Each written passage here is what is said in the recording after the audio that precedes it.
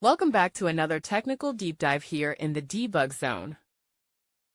Today we're tackling a big question and breaking it down with insights from other users. Hopefully this clears up some misconceptions and helps you get the answer you need. So buckle up, stay a little curious, and let's jump right in.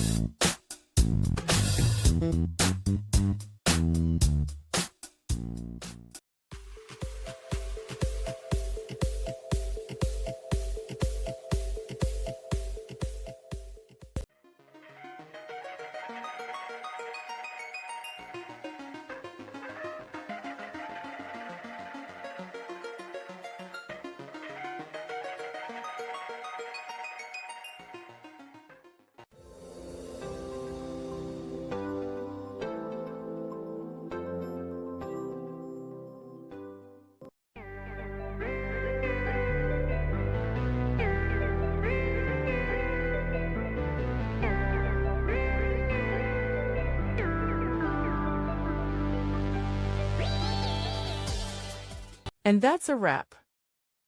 I hope you found the answer you were looking for. If you did, take a second to hit that subscribe button. It really helps out. And let me know in the comments which solution worked best for you. See you next time in the Debug Zone.